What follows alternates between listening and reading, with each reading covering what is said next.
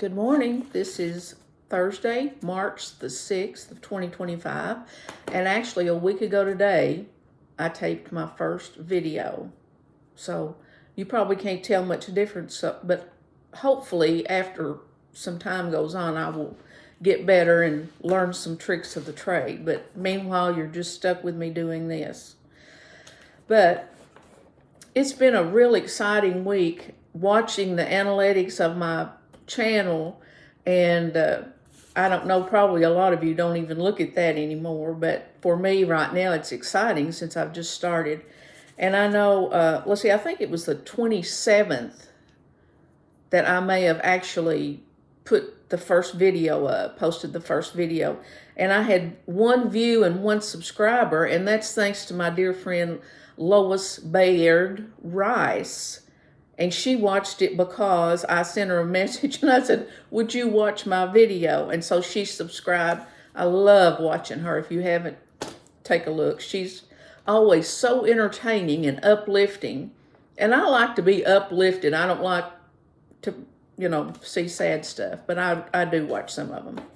But anyway, today on March the 6th, I looked this morning. Well, I've looked every day, but I looked this morning. I had 38 views and 6 subscribers. How about that? I'm just really getting up there, aren't I?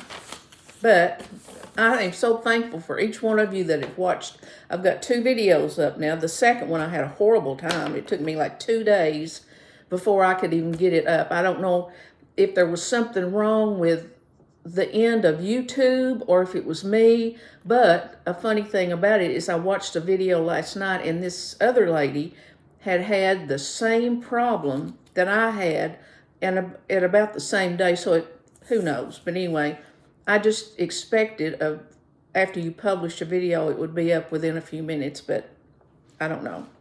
But anyway, I was wanting to talk a little bit about retirement today and being kind to people. And when I was 55, which was 18 years ago, which makes me 73, I don't know where all the years have gone, but I'm 73. But when you're working all your life, you hear older people, like when I was in my 20s or in my teens, and people talking about retirement. Oh, I can't wait to retire. We're going to do this. We're going to travel to Alaska. We're going to Italy. We're going to do this. We're going to do that. And I couldn't even fathom the thought of retirement at my age. So if you're watching this and you're 20s, 30s, and 40s, hey, it's coming. Just hang on, because it's coming. But all my life, I have worked a job. Even when I got out of high school, before, like when I was in my early teens, my mom and dad owned a men's clothing store in a very small town, which we live in. And I would work there a lot. And on Saturdays, I worked all day long, and my dad would pay me $10. Now, that was back in the early 60s, so you talk about a lot of money, $10. I don't know what I did with it, but I spent it. And then I just always worked. I got married on a Saturday, went to work on Monday at a new job. I've just always worked. I didn't know any difference, and I guess that's what my family told me. And my husband and I, from the day we married, we've always, both of us, worked. So after I retired, I thought, boy, I didn't make any plans on traveling because my husband and I don't have a lot of things in common. And I didn't really know what I would do, and I couldn't even actually understand the depths of not having to get up of a morning and get ready and go to work, because I've always done that. So after I retired, I had a really hard time adjusting to retirement, to not having anything to do. But within that space of time, from the time I retired to right now, I'm just trying to get to the story I want to tell you for today, and then I've got these other stories I'll tell you later. I lost a son. He was 31 years old, and that was in 2012. My husband and I had adopted him at 5.5 weeks old. We lost him at 31 years old in 2012. Well, I can back up just a little bit of that. We adopted a little girl, and at that time I was 57 years old. Now, if that's not crazy, hey, and like I guess we can't see so far in the future that we don't know what we're going to have to go through, but it was hard enough raising this boy, and here we adopted this little girl. She was almost 2 years old when she came to live with us, and I'll tell you that story another day. But the story I want to tell you today is, in 2000, now this was after I'd retired, my husband, it may not have been after, no, it was probably before I retired. My husband was diagnosed with prostate cancer. He was about 52 years old. And he had surgery and radiation and different things, treatments, and he had a lot of good years after that. I mean, he worked, he fished, which was his favorite thing to do in the world, and just lived a normal life. Well, in about 2021, the cancer came back, and it had spread to some other places. So since that time, I have been pretty much a full-time caregiver. Now, I don't have to stay with him and watch him 24 hours, but I'm there to make sure he has something to eat and taken care of, and treatments and whatever doctor's appointments. I take him to everything, which is not a very pleasant situation, but we learn that we have to do what we have to do. Well, for the last 6 months, there's a lot of stories in that cancer situation, which I hope to share with you. But let's see, this is Thursday. On Tuesday, we went to the University of Kentucky in Lexington, where he is currently taking nuclear radiation treatments for his prostate cancer. Now, there's no cure for prostate cancer, but these treatments are pretty new, maybe a couple, I don't know if they're 2 years old or older, but you have it like an IV in your arm, and you can have, they set you up to have 4 treatments every 6 weeks. And then 3 weeks after you have a treatment, you have blood work, and then you talk to the doctor's office up there, and they tell you about the results of your blood test, and if your blood is good enough, you can have the next one, and then the next one, the next one. Usually just have 4. But he has finished 4, and so Tuesday he is scheduled to have 2 more. And what this does is actually just prolong your life a little bit. It doesn't cure anything. But you know, now the cancer's in other places in his body, and when they take this nuclear radiation, if I understand it correctly, it goes into your body and targets probably not the prostate cancer, but other cancers that are in your body, which he's got some other places, some spots in other places, plus in his bones. But the good, I mean, these are sad trips, let me tell you. There's nothing happy about them. We drive like 2.5 hours to get there. I park in a parking garage, which it's like 5 or 6 stories high. Then we borrow a wheelchair that I can barely lift into the back of my car.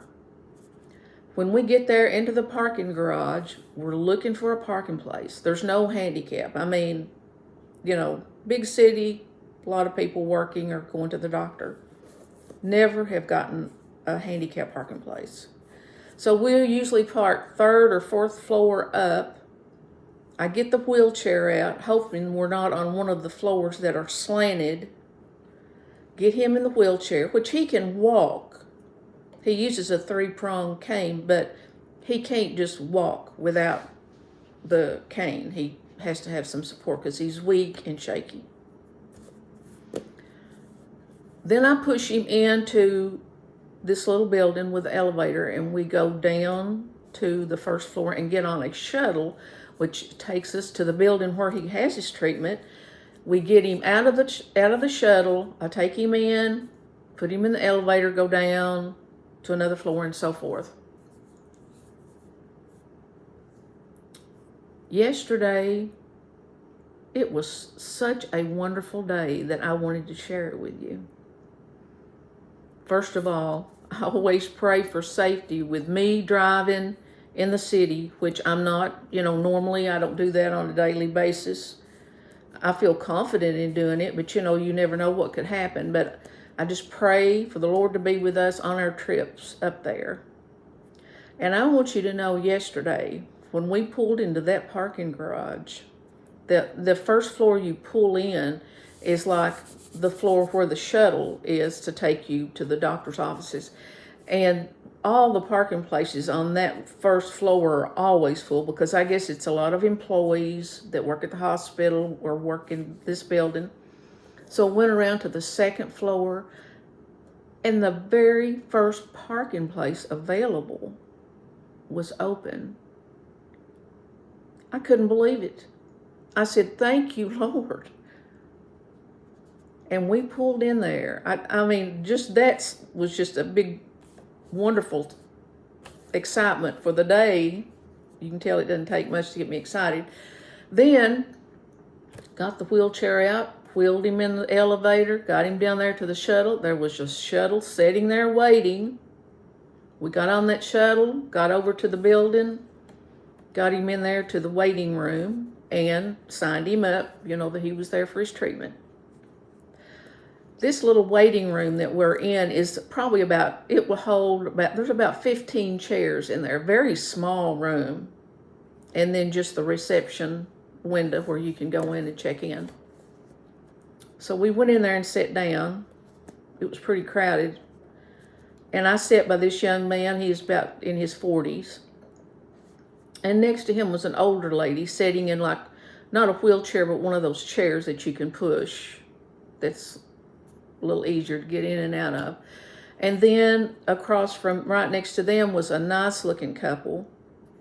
Both of these ladies were white-headed, so I knew they was probably in their 70s, close to my age, and then one of them's husband.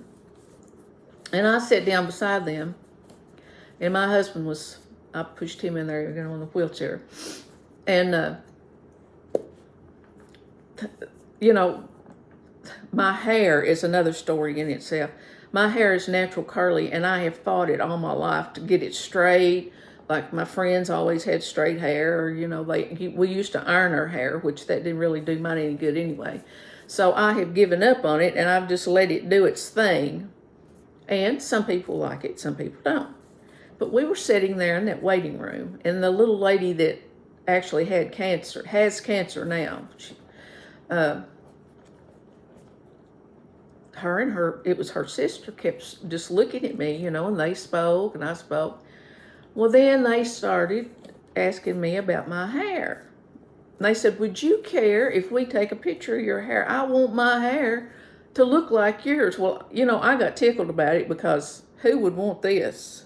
I don't know. So anyway, this woman's son that was in his 40s, he took a picture of me, and they said, they wanted me to pose. I said, "Listen, I hate to have my picture made. I mean, I would almost rather go to the dentist than have my picture made." That's pretty strong, but that's true. But we struck up a conversation. And I'm telling you, I was so blessed talking to those people. They were from somewhere in Kentucky. I don't know any of their names, but I just know that woman had breast cancer, and she's had it for 2 years, and she's taken some kind of treatments there. But as my husband had his treatment, I usually sit in there and work Sudoku puzzles, or read a book, or look at Facebook or something.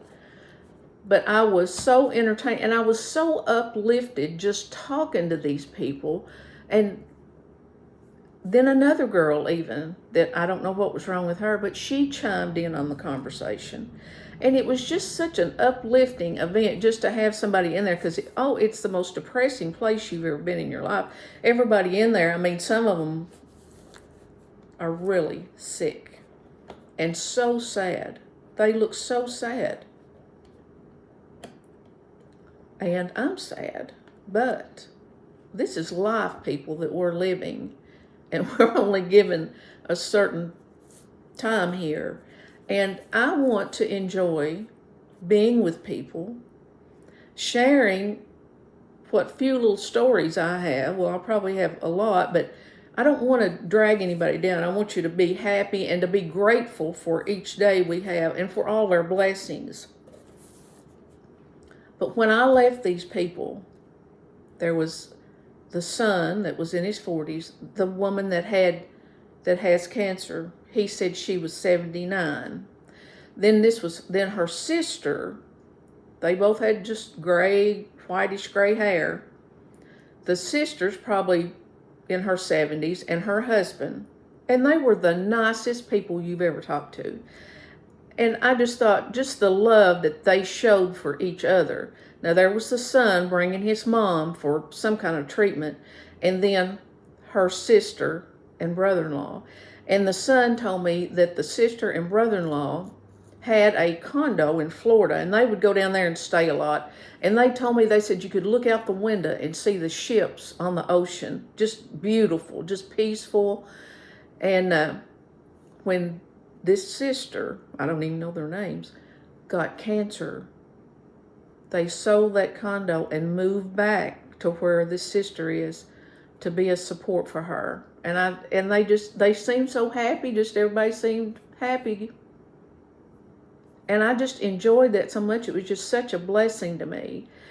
And so they got up to leave, and I was going to be left in there by myself, but I usually am anyway, with some other people that were sad looking, didn't want to carry on a conversation. As they got up to leave, my husband, the guy, brought him to the door that he was done with his treatment. So we all left at the same time, and I think that we all just got a blessing out of getting to talk to each other. And we got out there, got on the shuttle, went back to the parking garage, got into the elevator, and I guess I was feeling pretty happy, because I just enjoyed talking to these people so much. And this elevator was full of people, just, me, like most of us in our sweatshirts and our blue jeans. And this couple got on there. I would guess they were in their late 70s or early 80s. You've never seen such two classy looking people. The lady, she probably didn't weigh 100 pounds, and she had on beautiful jewelry, necklace, and this real pretty dress and makeup, and had her hair fixed. She was just the cutest thing you've ever seen. And her husband was tall and thin and just dressed so nice. And they got on there, and they was both not saying anything. Well, I was standing there beside them, and I just had to say to them, I said, "You all are the most beautiful couple." And she just broke out in this biggest grin and said, "Thank you so much." She said, "We have just got the best news," said, "my husband's free of cancer. And he had a scar here, and he had throat cancer, and they had been for a follow-up, and they were just beaming." And she thanked me for saying that to him, and we just had a little chit-chat in there, in the elevator. And then we got off the elevator, got in the car, and had a safe trip home. And I was just so thankful. But I'm saying all that to say this. Just because you retire doesn't mean that you should go home and close the door and pull the shades down and just wait for death. You need to get out. Well, if you can't get out, if you're sick, if you're crippled and cannot get out, look at this. We've got YouTube that we're able to talk to each other encourage each other, share stories that will help us up. So, wow, I can't believe I've been talking 20 minutes. Well, I can, but I didn't mean to.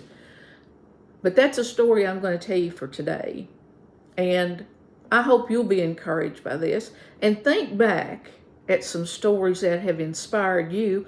Or if you're out in the grocery or something and you see somebody, just say hi or give them a word of encouragement. If you watch my friend Lois Bayard Rice, wow, to live her life and to be such an inspiration to so many people. Thank you, Lois, for everything that you do on a daily basis to cheer us up. I just sometimes chuckle to myself and think, if anybody hears me, they'll think I'm nuts, which who knows. But anyway, I hope you enjoyed that story, and I hope it will inspire you to smile, say something nice to somebody, give them a compliment. Hey, you don't have to tell me that you like my hair, but anyway, hey, I'm enjoying reaching out. I would love to have comments. I've had just a very few comments, and I just get so excited. And so please, if you enjoy this, to like and subscribe. I'd like to watch those numbers go up because it's just so exciting. But I have a lot of good more stories that I want to share with you. And so I'll be back on soon. Take care and find peace where you are and enjoy life. Bye-bye.